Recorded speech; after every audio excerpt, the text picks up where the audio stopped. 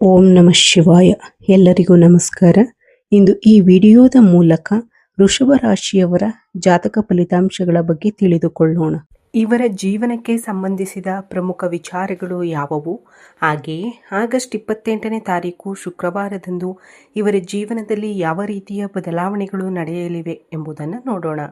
ಈ ಮಧ್ಯಕಾಲದಲ್ಲಿ ನಡೆದ ಕೆಲವು ಘಟನೆಗಳನ್ನು ಒಮ್ಮೆ ನೆನಪಿಸಿಕೊಳ್ಳಿ. ಏಕೆಂದರೆ ನೀವು ಎಷ್ಟೇ ಕಷ್ಟಪಟ್ಟರೂ ಕೆಲಸಗಳು ತಡವಾಗುವುದು, ಕೈಯಲ್ಲಿ ಹಣ ನಿಲ್ಲದೆ ಇರುವುದು, ಮನೆಯಲ್ಲಿ ಸಣ್ಣ ಪುಟ್ಟ ಭಿನ್ನಾಭಿಪ್ರಾಯಗಳು, ಮನಸ್ಸಿನಲ್ಲಿ ಹೇಳಿಕೊಳ್ಳಲಾಗದಂತಹ ಆತಂಕ ಇವೆಲ್ಲವೂ ಒಂದು ಹಂತದವರೆಗೆ ಮಾತ್ರ. ಇನ್ನು ನೀವು ಊಹಿಸಿದಂತಹ ಒಂದು ಬದಲಾವಣೆ ನಿಮ್ಮ ಜೀವನದಲ್ಲಿ ನೀವು ನಿರೀಕ್ಷಿಸಿದ ರೀತಿಯಲ್ಲಿಯೇ ನಡೆಯಲಿದೆ. ಅಸಲಿಗೆ ಇದಕ್ಕೆಲ್ಲ ಕಾರಣವೇನು? ದೇವತಾರಾಧನೆಯಿಂದ ಯಾವ ರೀತಿಯ ಶುಭ ಫಲಿತಾಂಶಗಳು ದೊರೆಯುತ್ತವೆ? ಯಾವ ನಿಯಮಗಳನ್ನು ಪಾಲಿಸಬೇಕು? ಯಾವ ಮುನ್ನೆಚ್ಚರಿಕೆಗಳನ್ನು ತೆಗೆದುಕೊಳ್ಳಬೇಕು? ಯಾವ ವಿಧಿವಿಧಾನಗಳನ್ನು ಅನುಸರಿಸಬೇಕು? ಹಾಗೆಯೇ ನಾಳೆಯ ದಿನ ನಿಮ್ಮ ಪ್ರತಿಕೂಲ ಸಮಯವನ್ನು ಅನುಕೂಲಕರವಾಗಿ ಹೇಗೆ ಬದಲಾಯಿಸಿಕೊಳ್ಳಬಹುದು? ಇಂತಹ ಸಂಪೂರ್ಣ ವಿಚಾರಗಳನ್ನು ಈ ವಿಡಿಯೋದಲ್ಲಿ ವಿವರವಾಗಿ ತಿಳಿದುಕೊಳ್ಳೋಣ. ಆದ್ದರಿಂದ ನಮ್ಮ ವಿಡಿಯೋವನ್ನು ಎಲ್ಲಿಯೂ ಸ್ಕಿಪ್ ಮಾಡದೆ ಕೊನೆಯವರೆಗೂ ನೋಡಿ ಸ್ನೇಹಿತರೆ. ಆಗ ಮಾತ್ರ ನಿಮಗೆ ಸಂಪೂರ್ಣ ವಿಷಯ ಅರ್ಥವಾಗುತ್ತದೆ. ಹಾಗೆಯೇ ನಮ್ಮ ಚಾನಲನ್ನು ಹೊಸದಾಗಿ ನೋಡುತ್ತಿರುವವರು ಚಾನಲನ್ನು ಸಬ್ಸ್ಕ್ರೈಬ್ ಮಾಡಿಕೊಳ್ಳುವುದನ್ನು ಮರೆಯಬೇಡಿ. ಹಾಗೆಯೇ ನಮ್ಮ ವಿಡಿಯೋಗೆ ಒಂದು ಲೈಕ್ ನೀಡಿ ಸಪೋರ್ಟ್ ಮಾಡುವುದನ್ನು ಮರೆಯಬೇಡಿ. ಇನ್ನು ಮುಖ್ಯವಾದ ವಿಚಾರಕ್ಕೆ ಬರುವುದಾದರೆ, ವೃಷಭ ರಾಶಿಯು ಜ್ಯೋತಿಷ್ಯದಲ್ಲಿ 2ನೇ ರಾಶಿಚಕ್ರ ಚಿಹ್ನೆಯಾಗಿದೆ. ಇದರ ಆಕಾಶ ಮಂಟಪವು ಗೋಳಿಯ ಆಕಾರದಲ್ಲಿದೆ. ಕೃತಿಕ ನಕ್ಷತ್ರದ ಕೊನೆಯ 3 ಪಾದಗಳು, ರೋಹಿಣಿ ಮತ್ತು ಮೃಗಶಿರ ನಕ್ಷತ್ರದ ಮೊದಲ 2 ಪಾದಗಳು ಈ ರಾಶಿಯಲ್ಲಿವೆ.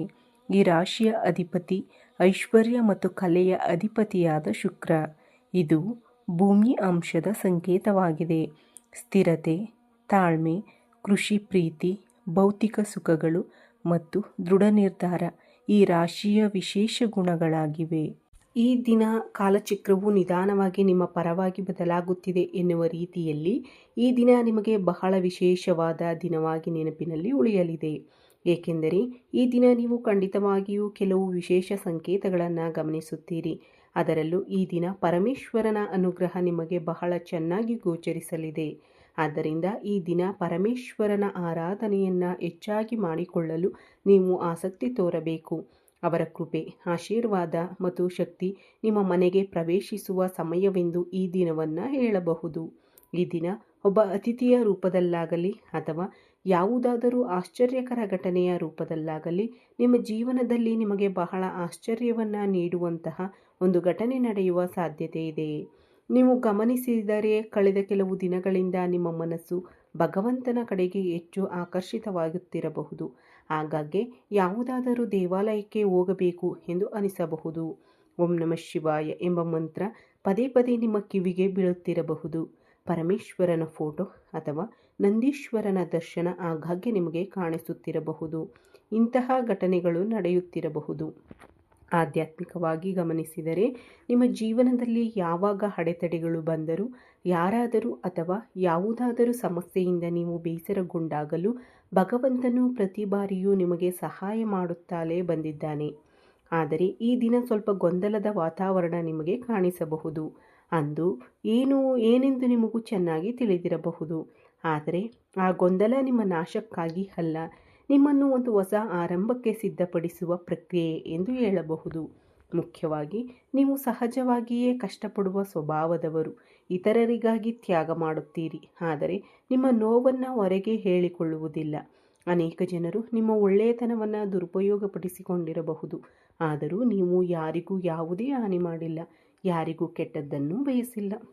ನಿಮ್ಮ ಈ ಒಳ್ಳೆಯತನವೇ ಇಂದು ನಿಮ್ಮನ್ನು ಭಗವಂತನ ದೃಷ್ಟಿಗೆ ಕೊಂಡೊಯ್ಯುತ್ತಿದೆ ಎಂದು ಹೇಳಬಹುದು.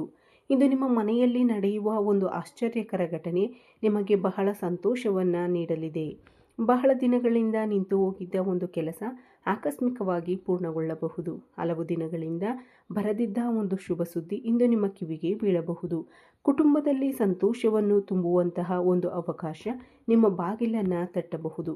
ಅದು ಉದ್ಯೋಗಕ್ಕೆ ಸಂಬಂಧಿಸಿದ ವಿಷಯವಾಗಿರಬಹುದು, ವ್ಯಾಪಾರಕ್ಕೆ ಸಂಬಂಧಿಸಿದ ವಿಷಯವಾಗಿರಬಹುದು, ಲಾಭಕ್ಕೆ ಸಂಬಂಧಿಸಿದ ವಿಚಾರವಾಗಿರಬಹುದು ಅಥವಾ ನಿಮ್ಮ ವ್ಯವಹಾರವನ್ನು ಸಂಪೂರ್ಣವಾಗಿ ಅನುಕೂಲಕರವಾಗಿ ಬದಲಾಯಿಸುವಂತಹ ವಿಷಯವಾಗಿರಬಹುದು.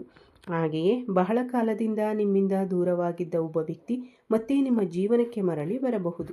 ಇದು ಭಗವಂತನ ಅನುಗ್ರಹ ನಿಮ್ಮ ಮೇಲೆ ಇರಲು ಪ್ರಮುಖ ಕಾರಣವೇನು ಎಂದು ನೋಡಿದರೆ ಅದರ ಹಿಂದೆ ಬಹಳ ಆಳವಾದ ಕಾರಣವಿದೆ. ಇಂದಿನ ಜನ್ಮದಲ್ಲಿ ನೀವು ಮಾಡಿದ ಕೆಲವು ಸತ್ಕಾರ್ಯಗಳ ಫಲವಾಗಿರಬಹುದು.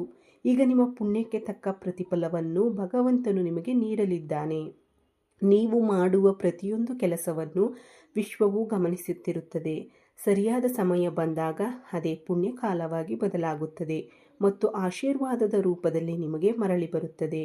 ಅದಕ್ಕೆ ಸಾಕ್ಷಿಯೇ ಇಂದು ನಿಮ್ಮ ಜೀವನದಲ್ಲಿ ನಡೆಯಲಿರುವ ಈ ಉತ್ತಮ ಸಮಯ ಎಂದು ಹೇಳಬಹುದು. ಇಂದು ಮನೆಯಲ್ಲಿ ವಾತಾವರಣ ಬಹಳ ಶಾಂತವಾಗಿರುತ್ತದೆ. ಆದ್ದರಿಂದ ಇಂದು ಪರಮೇಶ್ವರನ ಆರಾಧನೆಯನ್ನು ಹೆಚ್ಚು ಮಾಡಿಕೊಳ್ಳಲು ಸಂಕಲ್ಪ ಮಾಡಿ. ಬಿಲ್ವದಳಗಳಿಂದ ಶಿವನನ್ನು ಪೂಜಿಸಿ. ಓಂ ನಮಃ ಶಿವಾಯ ಎಂಬ ನಾಮಜಪವನ್ನು ಸಾಧ್ಯವಾದಷ್ಟು ಜಪಿಸಿ. ಇಂದು ಸಣ್ಣ ಪುಟ್ಟ ಪರಿಹಾರಗಳನ್ನು ಮಾಡಿಕೊಂಡರೂ ನಿಮ್ಮ ಜೀವನದಲ್ಲಿ ಸಕಾರಾತ್ಮಕ ಬದಲಾವಣೆಗಳನ್ನು ಗಮನಿಸಬಹುದು. ಪರಿಹಾರ ಎಂದಾಕ್ಷಣ ದೊಡ್ಡ ಮೊತ್ತದ ಹಣ ಖರ್ಚು ಮಾಡಬೇಕು ಎಂದೇನಿಲ್ಲ. ಒಂದು ಚೆಂಬು ನೀರನ್ನು ತೆಗೆದುಕೊಂಡು ಇಂದು ಶಿವಾಲಯಕ್ಕೆ ಹೋಗಿ ಸ್ವಾಮಿಗೆ ಜಲಾಭಿಷೇಕ ಮಾಡಿ. ಆ ನೀರಿನಲ್ಲಿ ನಿಮಗೆ ಸಾಧ್ಯವಾದಷ್ಟು ಬಿಲ್ವದಳಗಳನ್ನು ಹಾಕಿ ಸ್ವಾಮಿಗೆ ಅಭಿಷೇಕ ಮಾಡಿ. ನಂತರ ನಿಮ್ಮ ಮನಸ್ಸಿನಲ್ಲಿರುವ ಸಂಕಲ್ಪವನ್ನು ದೇವರಿಗೆ ಹೇಳಿಕೊಂಡರೆ ಸಾಕು. ಆದರೆ ಭಗವಂತನ ಅನುಗ್ರಹ ದೊರೆತಾಗ ಅಹಂಕಾರ ಹೆಚ್ಚಾಗಬಾರದು. ನಿಮ್ಮಲ್ಲಿ ವಿನಯ, ದಯೆ ಮತ್ತು ಧರ್ಮದ ಗುಣಗಳು ಇನ್ನಷ್ಟು ಹೆಚ್ಚಾಗಬೇಕು. ಆಗ ಮಾತ್ರ ಭಗವಂತನ ಆಶೀರ್ವಾದ ನಿಮ್ಮ ಬಳಿ ಶಾಶ್ವತವಾಗಿ ಉಳಿಯುತ್ತದೆ. ಆದ್ದರಿಂದ ಇಂದು ಸಾಧ್ಯವಾದಷ್ಟು ಶಿವಾಲಯಕ್ಕೆ ಹೋಗಿ ಅಭಿಷೇಕ ಮಾಡಿ. ನಿಮ್ಮ ಶಕ್ತಿಗೆ ಅನುಗುಣವಾಗಿ ಬಿಲ್ವದಳಗಳನ್ನು ಸ್ವಾಮಿಗೆ ಅರ್ಪಿಸಿ. ಕನಿಷ್ಠ 5 ನಿಮಿಷವಾದರೂ ಶಾಂತವಾಗಿ ಕುಳಿತು ಓಂ ನಮಃ ಶಿವಾಯ ಎಂಬ ಮಂತ್ರವನ್ನು ಜಪಿಸಿ. ನಿಮ್ಮ ಮನಸ್ಸಿನಲ್ಲಿರುವ ಭಾರವೆಲ್ಲವೂ ಇಂದು ನಿಧಾನವಾಗಿ ಕಡಿಮೆಯಾಗುವುದನ್ನು ನೀವು ಅನುಭವಿಸಬಹುದು. ವಿಶೇಷವಾಗಿ ಈ ಸಂಜೆ ಸಮಯವನ್ನು ನೀವು ಖಂಡಿತವಾಗಿಯೂ ಗಮನಿಸಬಹುದು. ಇನ್ನೊಂದು ಪ್ರಮುಖ ವಿಷಯವೇನೆಂದರೆ ನಿಮ್ಮ ಮನೆಯ ಬಾಗಿಲಿಗೆ ಬರುವ ಪ್ರತಿಯೊಬ್ಬ ವ್ಯಕ್ತಿಯನ್ನು ಗೌರವದಿಂದ ಮಾತನಾಡಿಸಿ. ಏಕೆಂದರೆ ಭಗವಂತನು ಯಾವ ರೂಪದಲ್ಲಿ ನಮಗೆ ಅನುಗ್ರಹ ನೀಡುತ್ತಾನೆ ಎಂಬುದು ನಮಗೆ ತಿಳಿದಿರುವುದಿಲ್ಲ. ಒಬ್ಬ ಸಾಮಾನ್ಯ ವ್ಯಕ್ತಿಯ ಮೂಲಕವೇ ಇಂದು ನಿಮ್ಮ ಜೀವನವನ್ನು ಬದಲಾಯಿಸುವಂತಹ ಅವಕಾಶಗಳು ಹೆಚ್ಚಾಗಿ ಕಾಣಿಸುತ್ತಿವೆ. ಅಷ್ಟೇ ಅಲ್ಲದೆ ಇಂದು ಕುಟುಂಬದ ವಿಚಾರವಾಗಲಿ ಅಥವಾ ವ್ಯಾಪಾರದ ವಿಚಾರವಾಗಲಿ ಸಾಕಷ್ಟು ಅನುಕೂಲಕರ ಬೆಳವಣಿಗೆಗಳು ನಿಮಗೆ ಕಾಣಿಸಬಹುದು. ಕೊನೆಯ ಕ್ಷಣದಲ್ಲಿ ನಿಂತು ಹೋಗಿದ್ದ ಕೆಲಸಗಳು ಮತ್ತೆ ಮುಂದೆ ಸಾಗುತ್ತವೆ. ನಿಮ್ಮ ಮೇಲಿನ ನಿಮ್ಮದೇ ನಂಬಿಕೆ ಮತ್ತಷ್ಟು ಗಟ್ಟಿಯಾಗುತ್ತದೆ. ನಾನು ಎಷ್ಟೇ ಪ್ರಯತ್ನಿಸಿದರೂ ನನ್ನ ಕೆಲಸಗಳು ವಿಫಲವಾಗುತ್ತಿವೆ ಎಂಬ ಬೇಸರ ಪಟ್ಟಿದ್ದಂತಹ ವಿಚಾರದಲ್ಲಿಯೂ ಇಂದು ನಿಮಗೆ ಖಂಡಿತವಾಗಿಯೂ ಒಂದು ಉತ್ತಮ ಫಲ ಅಥವಾ ಲಾಭ ಕಾಣಿಸಬಹುದು. ಸಂತೋಷವನ್ನು ಅನುಭವಿಸುವ ಸಂದರ್ಭಗಳು ಹೆಚ್ಚಾಗುತ್ತವೆ. ಭಗವಂತನು ಎಂದಿಗೂ ನನ್ನ ಕೈ ಬಿಡುವುದಿಲ್ಲ ಎಂಬ ನಂಬಿಕೆ ಇಂದು ನಿಮ್ಮಲ್ಲಿ ಮತ್ತಷ್ಟು ಬಲವಾಗುತ್ತದೆ. ನಿಮ್ಮ ಪರೀಕ್ಷೆಯ ಕಾಲ ಮುಗಿದಿದೆ ಎಂದು ಹೇಳಬಹುದು. ಅದಕ್ಕೆ ತಕ್ಕ ಫಲಿತಾಂಶವನ್ನು ನೀವು ಪಡೆಯುವ ಸಮಯ ಹತ್ತಿರ ಬಂದಿದೆ. ಇಂದು ಬರುವ ಒಂದು ಫೋನ್ ಕಾಲ್ ಅಥವಾ ಸುದ್ದಿ ನಿಮಗೆ ಬಹಳ ಸಂತೋಷವನ್ನು ನೀಡಬಹುದು. ಕುಟುಂಬಕ್ಕೆ ಆರ್ಥಿಕವಾಗಿ ನೆಮ್ಮದಿ ನೀಡುವಂತಹ ಶುಭ ಸುದ್ದಿಯನ್ನು ನೀವು ಕೇಳಬಹುದು. ಇದು ಒಂದೇ ದಿನದಲ್ಲಿ ನಡೆಯುವ ಅದ್ಭುತವಲ್ಲ. ನಿಧಾನವಾಗಿ ಮತ್ತು ಸ್ಥಿರವಾಗಿ ನಡೆಯಲಿರುವ ಒಂದು ದೊಡ್ಡ ಬದಲಾವಣೆಯ ಆರಂಭ. ಬಹಳ ಕಾಲ ನೀವು ಮಾಡಿದ ಕಷ್ಟಕ್ಕೆ ತಕ್ಕ ಪ್ರತಿಫಲ ಹಾಗೂ ಆರ್ಥಿಕ ನೆಮ್ಮದಿ ನೀಡುವಂತಹ ಒಂದು ಶುಭ ಸುದ್ದಿ ಇಂದು ನಿಮಗೆ ದೊರೆಯಬಹುದು. ಅಷ್ಟೇ ಅಲ್ಲದೆ ಕುಟುಂಬದಲ್ಲಿ ಶಾಂತಿ ನೆಲೆಸುತ್ತದೆ. ಮನೆಯಲ್ಲಿ ಬಹಳ ದಿನಗಳಿಂದ ಇದ್ದ ಅಪಾರ್ಥಗಳು ಮತ್ತು ಸಮಸ್ಯೆಗಳು ನಿಧಾನವಾಗಿ ದೂರವಾಗುತ್ತವೆ. ಮಾತೇ ಇಲ್ಲದೆ ದೂರವಾಗಿದ್ದ ಸಂಬಂಧಗಳು ಮತ್ತೆ ಮಾತನಾಡುವ ಪರಿಸ್ಥಿತಿ ಉಂಟಾಗಬಹುದು. ಜೀವನ ಸಂಗಾತಿಗಳಾದ ಗಂಡ ಹೆಂಡತಿಯರ ನಡುವೆ ಇದ್ದ ಸಣ್ಣ ಪುಟ್ಟ ಮನಸ್ತಾಪಗಳು ಕೂಡ ಕರಗಿ ಹೋಗುವ ಸಾಧ್ಯತೆ ಇದೆ. ಮಕ್ಕಳ ವಿಚಾರದಲ್ಲಿ ಇದ್ದ ಆತಂಕವು ಸ್ವಲ್ಪ ಮಟ್ಟಿಗೆ ಕಡಿಮೆಯಾಗುವ ಸೂಚನೆಗಳಿವೆ. ಆರೋಗ್ಯದ ವಿಚಾರಕ್ಕೆ ಬಂದರೆ ಬಹಳ ದಿನಗಳಿಂದ ಆಯಾಸ, ಮಾನಸಿಕ ಒತ್ತಡ ಅಥವಾ ಸಣ್ಣ ಪುಟ್ಟ ಆರೋಗ್ಯ ಸಮಸ್ಯೆಗಳಿಂದ ಬಳಲುತ್ತಿರುವವರಿಗೆ ಇಂದು ಸ್ವಲ್ಪ ನೆಮ್ಮದಿ ದೊರೆಯುವ ಸಾಧ್ಯತೆ ಇದೆ. ಆದರೆ ಇದನ್ನು ವೈದ್ಯಕೀಯ ಸಲಹೆಗೆ ಪರ್ಯಾಯವೆಂದು ಪರಿಗಣಿಸಬೇಡಿ. ಆರೋಗ್ಯ ಸಮಸ್ಯೆಗಳಿದ್ದರೆ ತಪ್ಪದೇ ವೈದ್ಯರನ್ನು ಸಂಪರ್ಕಿಸಿ. ಆಧ್ಯಾತ್ಮಿಕ ಸಾಧನೆ ನಿಮ್ಮ ಮನಸ್ಸಿಗೆ ಧೈರ್ಯ ಮತ್ತು ಶಾಂತಿಯನ್ನು ನೀಡಬಹುದು. ಅಷ್ಟೇ ಅಲ್ಲದೆ ನಿಮ್ಮ ಜೀವನದಲ್ಲಿ ಒಂದು ಹೊಸ ಅಧ್ಯಾಯಕ್ಕೆ ನಾಂದಿ ಆಡುವಂತಹ ಸಂದರ್ಭವೂ ಬರಬಹುದು. ವಿಶೇಷವಾಗಿ ನಿಮ್ಮ ಮನೆಗೆ ಸಂಬಂಧಿಸಿದ ಒಂದು ವಿಚಾರದಲ್ಲಿ ಬಹಳ ದಿನಗಳಿಂದ ಎದುರು ನೋಡುತ್ತಿದ್ದ ಶುಭ ಸುದ್ದಿ ಇಂದು ನಿಮ್ಮ ಕಿವಿಗೆ ಬೀಳುವ ಸಾಧ್ಯತೆ ಇದೆ. ಇಲ್ಲಿಯವರೆಗೆ ಆ ಕೆಲಸ ವಿಳಂಬವಾಗಿರಬಹುದು ಅಥವಾ ಒಂದು ಒಳ್ಳೆಯ ಸುದ್ದಿಗಾಗಿ ನಿಮ್ಮ ಕುಟುಂಬ ಕಾಯುತ್ತಿರಬಹುದು. ಅಂತಹ ಸಂದರ್ಭದಲ್ಲಿ ಇಂದು ಬರುವ ಸುದ್ದಿ ಕುಟುಂಬದ ಎಲ್ಲರಿಗೂ ಬಹಳ ಸಂತೋಷವನ್ನು ನೀಡಬಹುದು. ಇನ್ನು ಮುಂದೆ ಪರಿಸ್ಥಿತಿಗಳು ನಿಧಾನವಾಗಿ ನಿಮ್ಮ ಪರವಾಗಿ ಬದಲಾಗುವ ಸೂಚನೆಗಳು ಹೆಚ್ಚಾಗಿ ಕಾಣಿಸುತ್ತಿವೆ. ನಿಮ್ಮ ಮನೆಯಲ್ಲಿ ಸಂತೋಷದ ವಾತಾವರಣ ನಿರ್ಮಾಣವಾಗುವ ಸಾಧ್ಯತೆಯೂ ಇದೆ. ಉದ್ಯೋಗಕ್ಕಾಗಿ ಪ್ರಯತ್ನಿಸುತ್ತಿರುವವರಿಗೆ ಉತ್ತಮ ಮಾಹಿತಿ ಬರಬಹುದು. ಆರ್ಥಿಕ ಸಮಸ್ಯೆಗಳನ್ನು ಎದುರಿಸುತ್ತಿರುವವರಿಗೆ ಹಣಕಾಸಿನ ವಿಚಾರದಲ್ಲಿ ನೆಮ್ಮದಿ ದೊರೆಯಬಹುದು. ಮಕ್ಕಳ ವಿಚಾರದಲ್ಲಿಯೂ ಒಂದು ಶುಭ ಸುದ್ದಿ ಕೇಳುವ ಅವಕಾಶವಿದೆ. ಮುಖ್ಯವಾಗಿ ಒಂದು ವಿಷಯವನ್ನು ನೆನಪಿಟ್ಟುಕೊಳ್ಳಿ. ನೀವು ಎಷ್ಟು ಕಾಲದಿಂದ ತಾಳ್ಮೆಯಿಂದ ಕಾಯುತ್ತಿದ್ದೀರೋ ಆ ಕಾಯುವಿಕೆಗೆ ಫಲ ಸಿಗುವ ಸಮಯ ಹತ್ತಿರ ಬಂದಿದೆ. ಕೆಲವೊಮ್ಮೆ ನಾವು ಬಯಸಿದ್ದು ತಕ್ಷಣ ನಡೆಯದಿದ್ದಾಗ ಭಗವಂತನನ್ನು ನಮ್ಮನ್ನು ಮರೆತಿದ್ದಾನೆಯೇ ಎಂದು ಅನಿಸುತ್ತದೆ. ಆದರೆ ಆಲಸ್ಯ ಎಂದರೆ ನಿರಾಕರಣೆಯಲ್ಲ, ಸರಿಯಾದ ಸಮಯಕ್ಕಾಗಿ ಪ್ರಕೃತಿಯೇ ನಮ್ಮನ್ನು ಸಿದ್ಧಪಡಿಸುತ್ತಿರುತ್ತದೆ. ಆದ್ದರಿಂದ ಇಂದು ನಿಮ್ಮ ಮನಸ್ಸಿನಲ್ಲಿರುವ ನೋವು, ಭಯ ಮತ್ತು ನಿರಾಶೆಯನ್ನು ಬದಿಗಿಟ್ಟು ನನ್ನ ಜೀವನದಲ್ಲಿ ಒಳ್ಳೆಯ ದಿನಗಳು ಬರಲಿವೆ ಎಂದು ಮನಪೂರ್ವಕವಾಗಿ ನಂಬಿ ಪರಮೇಶ್ವರನನ್ನು ಆರಾಧಿಸಿ. ಇಂದು ಬೆಳಿಗ್ಗೆಯಿಂದಲೇ ಮನೆಯನ್ನು ಸ್ವಚ್ಛವಾಗಿಟ್ಟುಕೊಳ್ಳಿ.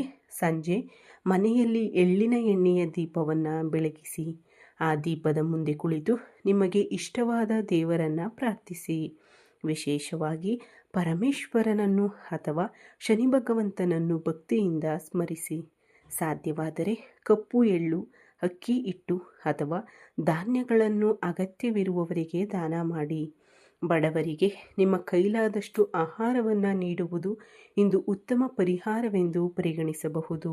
ದೀಪವನ್ನು ಬೆಳಗಿಸಿದ ನಂತರ ನಿಮ್ಮ ಮನಸ್ಸಿನಲ್ಲಿ ಹೀಗೆ ಪ್ರಾರ್ಥಿಸಿ: ನನ್ನ ಮನೆಯಲ್ಲಿ ಇರುವ ಎಲ್ಲ ಕಷ್ಟಗಳು ದೂರವಾಗಿ ಸುಖ, ಶಾಂತಿ, ಆರೋಗ್ಯ ಮತ್ತು ಐಶ್ವರ್ಯವನ್ನು ಕರುಣಿಸು. ನನ್ನ ಕುಟುಂಬದಲ್ಲಿ ಸದಾ ಒಳ್ಳೆಯ ಸುದ್ದಿಯನ್ನು ಕೇಳುವ ಭಾಗ್ಯವನ್ನು ನೀಡು ಎಂದು ಮನಪೂರ್ವಕವಾಗಿ ಭಗವಂತನಲ್ಲಿ ಪ್ರಾರ್ಥಿಸಿ. ಇಲ್ಲಿಯವರೆಗೆ ಯಾವುದೇ ಸಮಸ್ಯೆಯಿಂದ ನೀವು ದುಃಖಪಡುತ್ತಿದ್ದರೆ ಅದರ ಬಗ್ಗೆ ಹೆಚ್ಚು ಯೋಚಿಸಿ ನಿಮ್ಮ ಮನಸ್ಸನ್ನು ಇನ್ನಷ್ಟು ಮತ್ತಷ್ಟು ನೋಯಿಸಿಕೊಳ್ಳಬೇಡಿ. ನಿಮ್ಮಿಂದ ಸಾಧ್ಯವಾದಷ್ಟು ಪ್ರಯತ್ನ ಮಾಡಿ.